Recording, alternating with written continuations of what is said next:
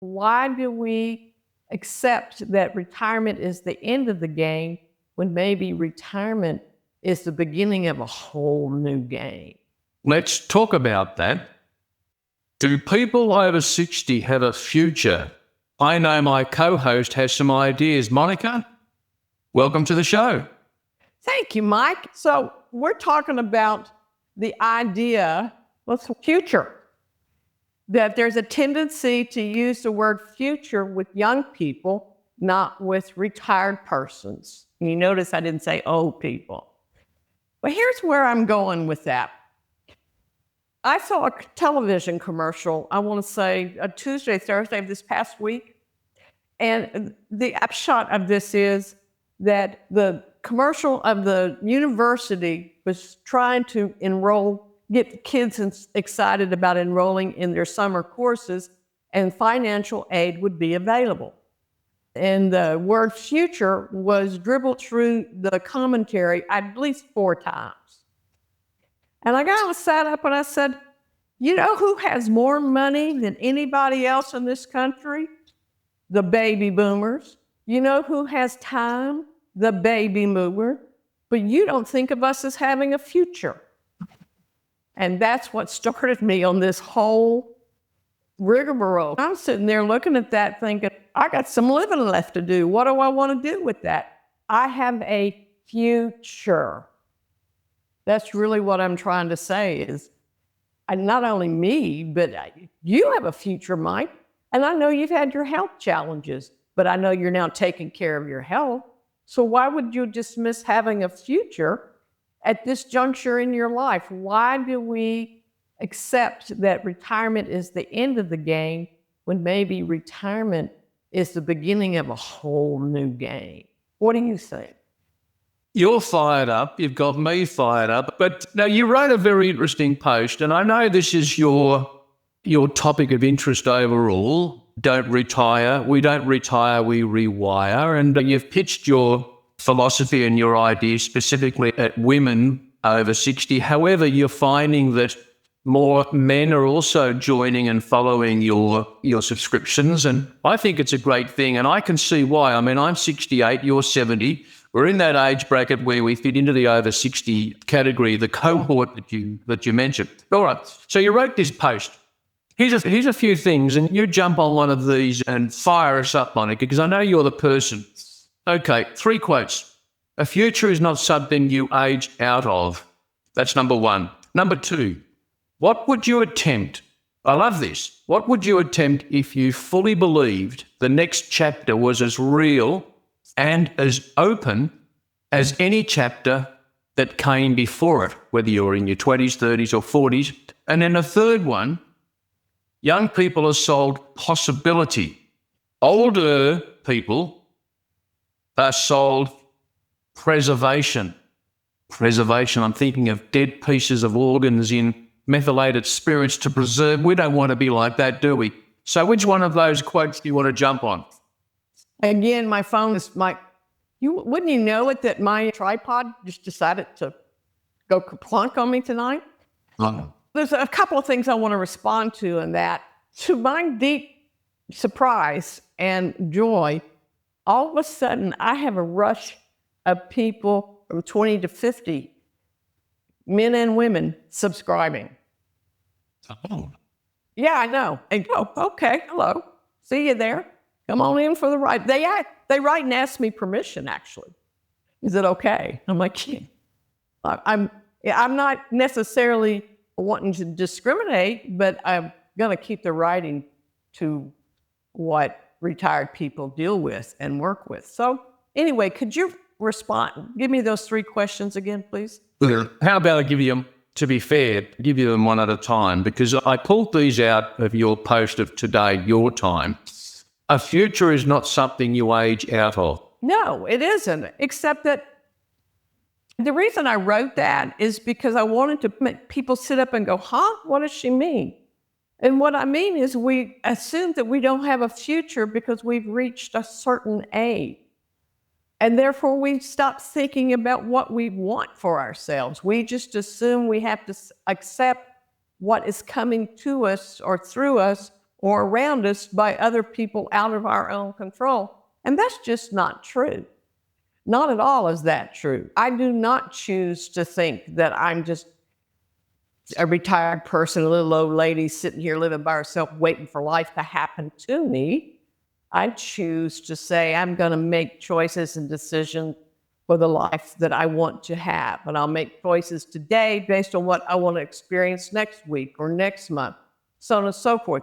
It is really no different than the way young people are taught about how to plan for their future. Why did we stop planning for our future? Because we ended a full-time job.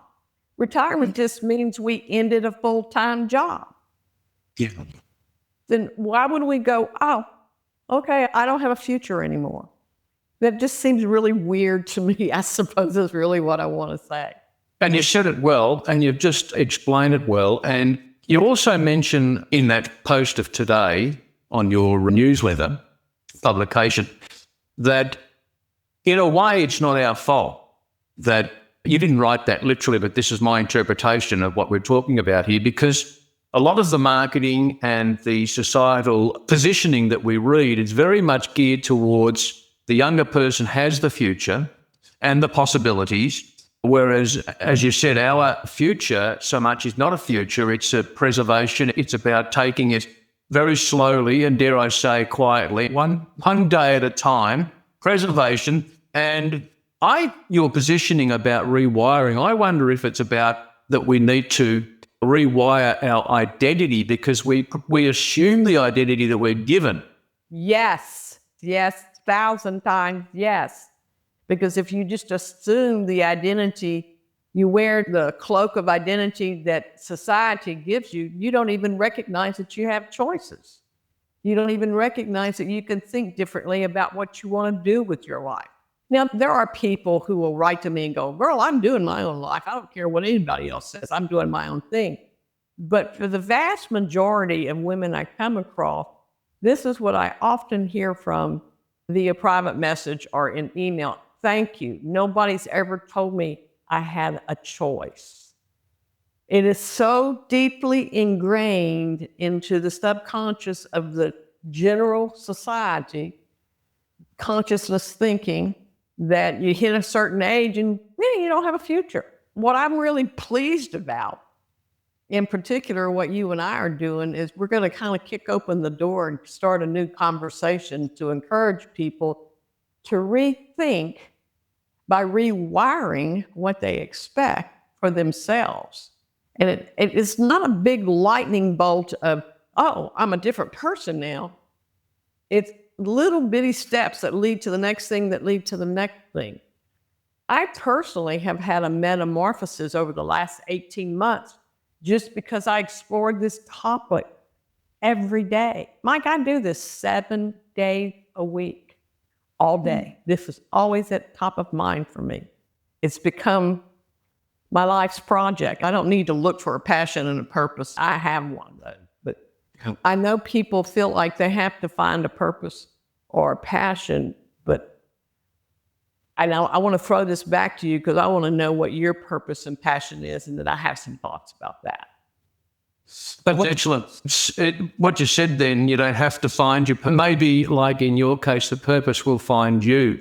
And it has in your case, and let's just remind our viewers, Monica, that you've now built a subscriber following of over 5,000 on Substack. You started on this project, this topic, just 18 months ago, did you say? Yeah. It's over 5,000 subscribers in 18 months. It's just a testament to your voice and how people of a certain age, so you're targeting the over 60, resonate with your message and your voice, and they want to hear more of it. And I don't just read your posts, Monica, I read the comments too, and that's where the gold is. And you can read and hear in the voice and the message how women and men and your followers do certainly connect, and they share their own insights. And so what I wanted to ask is, okay, we're talking about rewiring and the identity that goes with rewiring. We have a future. What do we do with the future? Let's just backtrack a little bit, Monica. What is the shall we call it in marketing terminology, and if you'll pardon me for doing so, because that's my background, the pain that people that we're talking to now may be feeling because they haven't yet reached that point where they've rewired and they're re-inspired to look into the future with positivity and possibilities. The pain could be that let me share my story. It is, very briefly, it is health related, but I fell into quite a deep depressive groove not that long ago when I had a heart attack and open heart surgery. And I started reading the Dr. Google about what my future was and the average lifespan of one who has what I had done. And I suddenly started thinking, it's really, the future is stuffed. And that's our colloquial way of saying not good. When I started living my life in a delicate, timid, let's just preserve things way. And I had to snap myself out of it. And it wasn't that long ago that I did it, Monica. And I'm so glad Knock yourself out. I suppose I woke up one morning with a bit of an epiphany and thought, no, with a little bit of a terseness in my voice, no way, no. And just because I know that this is not about health or finances, but in my case it was health related. It's the only way I can share this story, Monica. Just because the statistics show that people of my age who have this kind of a surgery have this kind of an average lifespan, there's nothing to say that I have to fall into that cohort of averages. And I'm sick. I had myself living until I'm 80, and that was my deadline. My father lived till he was 93. There's no reason why I can't live to 100, none whatsoever, and be very active. And so I wonder how many of our followers, our viewers right now, Monica, can relate to feeling like they're depressed, not just depressed mood, but in a depressed way of living. There's no spark, there's no activity. They feel like there's nothing in tomorrow to make them want to get up and get going today. Can you relate? Oh, absolutely. And I have a couple of points. So remind me to talk about alive, feeling alive.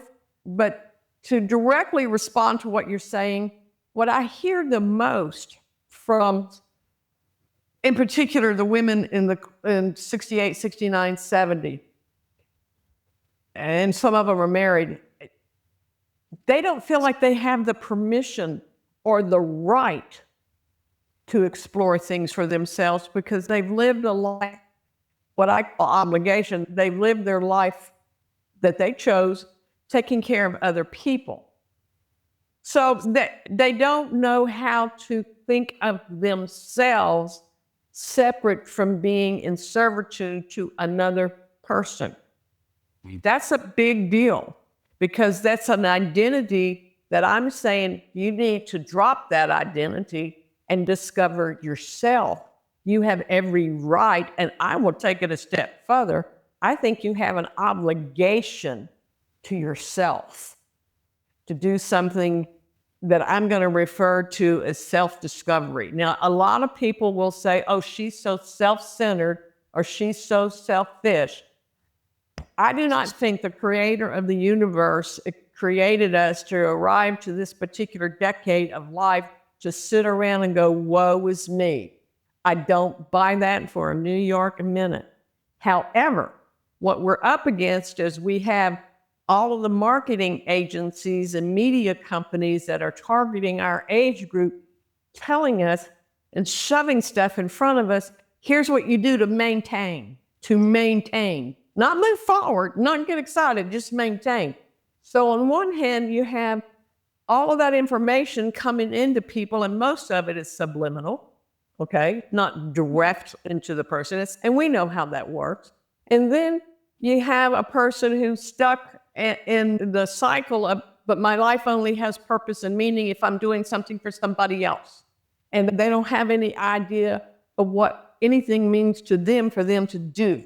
And here's where coming alive is really important. I did a little game with my breakthrough group Tuesday night. You're gonna laugh. I said, I want you to sit right now and pretend like You are on a blind date, but you are on a blind date with yourself. Now, when we go on blind dates, as a rule, the whole general theory behind a blind date is you want to know something about the other person. So you kind of show up with the blind date ready with questions that you want to ask that other person, right? Why aren't you asking those same questions of yourself? Take time to go into your own self-discovery. So when I asked them to pretend and do it, and I'm not faulting anybody, and let me know that I need to refine this little exercise. They all kept answering the question as though they were talking to themselves, but they were answering the question, I'm going to go do this, and I do that, and I said, no, you're talking activities. You're talking activities. We want to know who you are. So the whole process of this little activity, this little exercise, is to discover who you are that you have never acknowledged for yourself.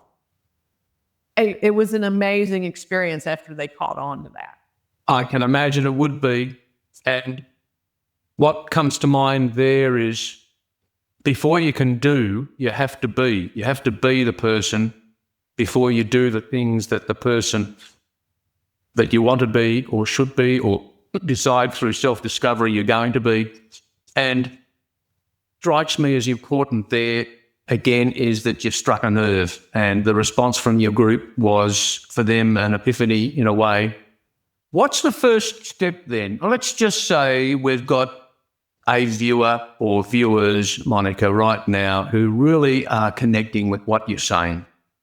And they have that spark of inspiration where they know they have to do something quickly, but they don't know what the very first step is. What is the first step in your experience? I think the thing that I've noticed that is absent from most women who want to begin this journey is they really don't know how to be a student of themselves. If you are a student of yourself, and Mike, you know what I'm talking about. You know what makes you come alive, right? Yeah. What makes you come alive? Tell me one thing that makes you come alive. Family. The love of my family. Being with your family, okay? But that is not who Mike is. That's an activity.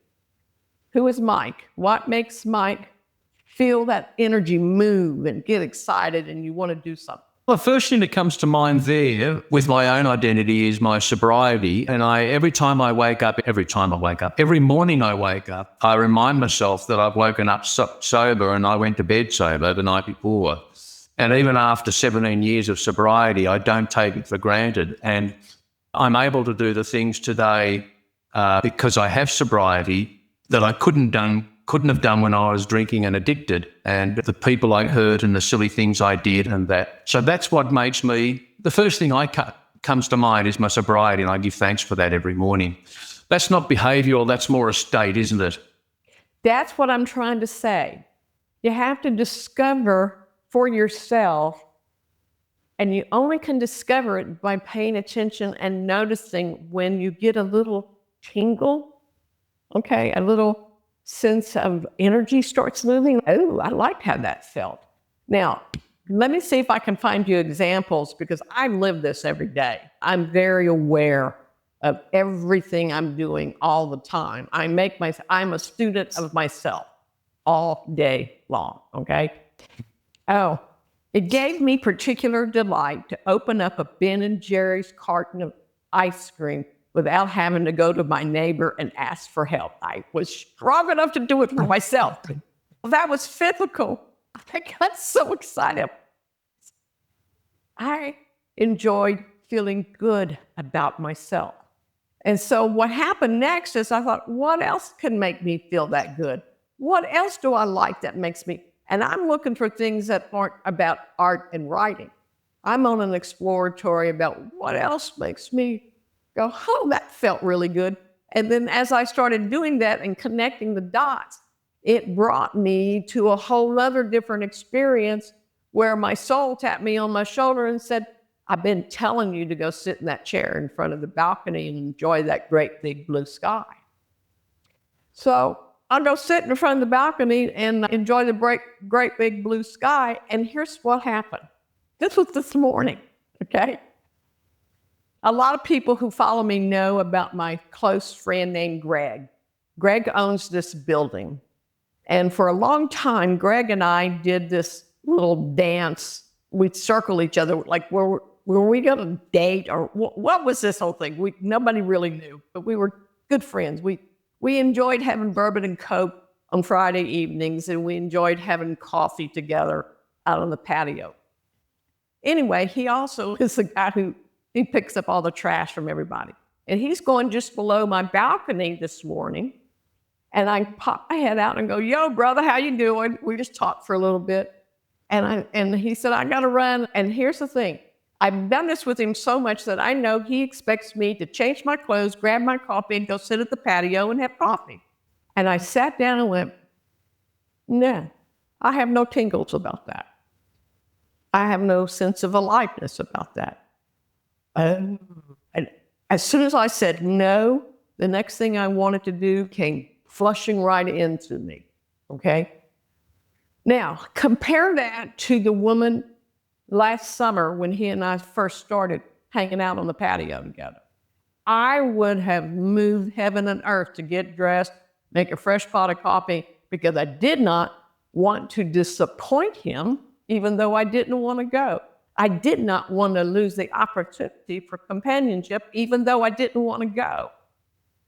Okay? Now, the involvement of me, I've come to a place of going, brother, I'm not giving up my peace to go sit with you and have. What that makes me think is that we owe nobody nothing. That's bad grammar, but yeah, I hope the point is made. We don't owe anybody anything, especially when we reach this age, except to ourselves. And so this really ties in with what you've been talking about so far during this podcast. You did want me to remind you of something, the word alive, Monica. You asked me to write that down and remind you about alive. One of the things that I encourage people to do, if they're really wanting to rewire themselves, I want them to start keeping notes of when something happens that they didn't make happen, but somebody else did, or they made an observation. And notice when they get the little tingles, or when they felt alive, when it made them excited. It can be as simple as seeing the commercial for the other Bennett sister TV show on Britain, and the commercial comes through and you go, just that, ooh, right there. Notice it, write it down, log it down, and start building a pattern of noticing this, and you'll recognize what really is important to you and your soul. And that's data from which you can build some ideas of what you want your purpose and mission for your future to be. Yeah. Instead of just winking in the dark at a good-looking man because the lights aren't on, he can't see you, turn on the lights so the wing can be seen. You know what I mean? That's more profound than perhaps we think at first hearing it, because what you didn't say keep a journal, but that in a way that's kind of like what it is. And keeping a journal of, you say, tingles, another person might say when you notice a joy reaction within your body, you're thinking and you're feeling and the brain chemicals respond and you feel something come alive, rewire, and keep a journal of that. That's quite profound, because I know I don't even have to ask our viewers this to comment in that. And if before we wind up, if our viewers do have a particular question or comment, please write it in the messages there. I suppose just at this point, Monica, we should really thank our viewers who have been with us live, and we really do appreciate that. There have been some comments here. Do you think we should just acknowledge those? Sure, go ahead. Lisa Cat, thank you. Just come out standing at the gate of possibilities. Yes. Thank you for that. Lisa's, again, she's 63, retired at 58, but newly single and starting over. That's another phraseology. Lee, what have we got now? A good number of people Can I respond joined. to the possibility thing? Yes, please do. I have been there. I've been through 3 divorces. I have started over 3 times. I have lost everything 3 times. Funny how that was all tied to marriages, but that's another story. When I talk about paying attention to what makes you alive, that's actually creating I want to say a trail or breadcrumb trail to possibilities. Is that all of a sudden possibilities become reasonable to you? Because right now, if you said, oh, I think it's possible that I might do a worldwide trip in a hot air balloon. Does that feel very possible to me right now? Not really. But if my soul started giving me little notices of being alive and breadcrumbs that led me to that, by the time I got to that decision, it would feel like a perfectly normal thing that I should be doing. We get tripped up in thinking that possibility is too big, so we stop thinking about it. You really even shouldn't think about what you think is possible. You should think about having an ability to hear the messages from your soul so you can get these breadcrumbs and line them all up and follow the pathway that it leads you to the very real thing that will define your future for you, which is what this whole thing is about tonight, is that you can have a future. Go ahead. Monica, what I'm reminded here is, again, two things. I can't remember where I heard it or from whom, but some advice was, if we hear of an opportunity or a possibility, and particularly at this stage of over 60 life in retirement, we may be inclined to say no. If an opportunity comes, the advice I heard some time ago was just say yes to everything, because that will totally open up the possibilities that maybe your own state of mind or frame at the moment is negating, and you therefore aren't expanding and opening up the possibilities for rewiring and living a life with a future.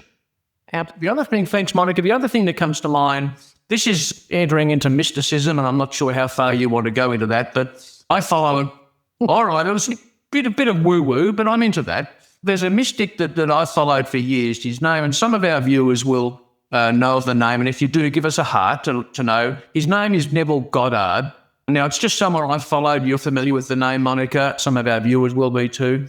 And he had that saying and advice, living in the end, and what would the wish fulfilled feel like? Okay, here we are, perhaps living in the pain of feeling like there isn't a future. I'm just preserving day by day. Monica and Mike are talking about rewiring and thinking of future in the same way we would have when we're in our 20s or 30s. We don't know what what would the future of 20 years look like and feel like for you, the viewer, who's not at the rewired stage yet? And just imagine that. You might see it, vision it in your mind. You may only feel it, but not see anything. You might hear it in your mind. But what would that sensation be like? And what would the activity be? Would it be painting and selling a painting? I know you paint, Monica, and sell your paintings. Creating fantastic work that people obtain from you. It could be joining a walking group or starting. What would the activity feel like? What would the identity attached to the activity feel like? That's a little bit of something that comes to mind. I totally agree with you. I want to capitalize on it and say that the whole point of paying attention to things that make you come alive, and again, I'm going to say, you just write it down as an adjective, what the experience felt like, because you're retraining or rewiring your neural pathways about the experiences that you want to have. And so then when you take what you just said and we go a little step further and go, what do I want to feel like when I'm 80, which is what future looks like for me. And I actually did this exercise today, so I'm glad you asked.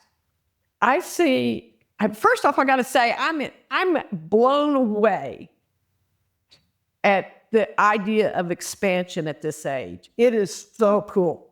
There is stuff that's going on and happening I would have never predicted 3 years ago, 2 years ago, a year ago. It's just so exhilarating.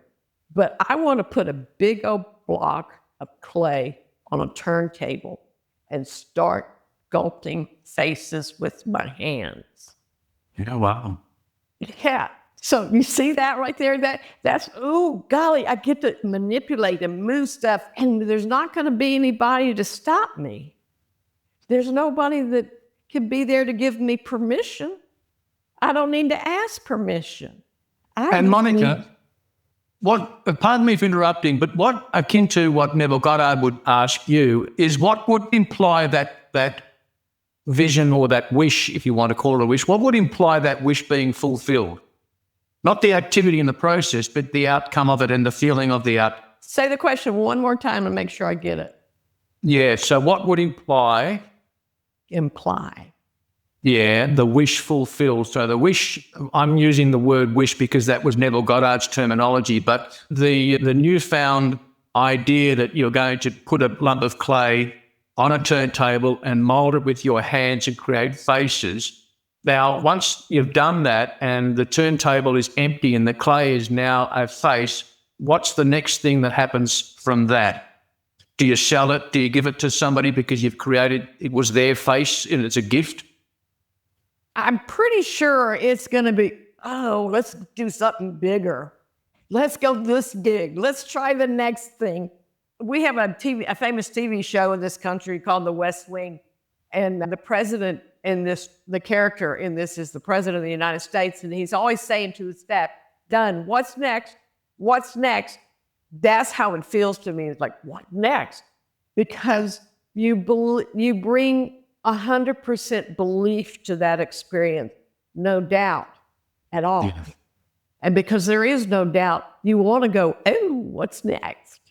Yeah, the feeling of what's next. So Neville Goddard, just to finish off on, because this is not a Neville Goddard podcast, and I'm not Neville Goddard, but his summary there was feeling is the secret.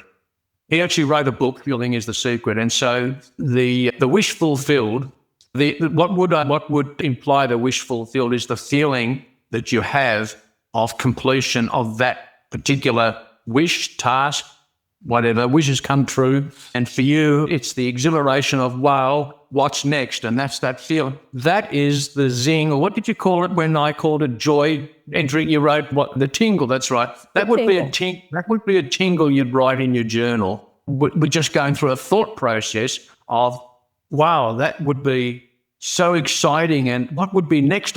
That's a tingle that you would write down. I've got 3 things to summarize here, Monica. I've been making notes. And we can finish off, if you like, with your summaries if you wanted to add something. The next 20 years for us is not a footnote on our life. No. There are no footnotes, not at all. The future this is a myth. This is a myth. I actually wrote that this is a myth. The future belongs to the young. Hogwash. No, that's mine. What's yours? My summary, I'm going to add on to that and just say the future does not belong to anybody. The only people who make that assumption are admin or marketers when they're trying to sell something in particular. Nobody else fully, except that we have been so brainwashed to believe it. That's why the work that we're doing is so important, to help people go, oh, wait a minute.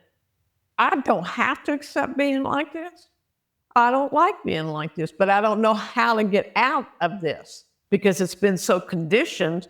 You know, you count down your years to retirement. You get to retirement and go, okay, I'm here next. What? Oh, nothing. And then you sit on the couch and watch Netflix and eat potato chips because you didn't have a plan for your future.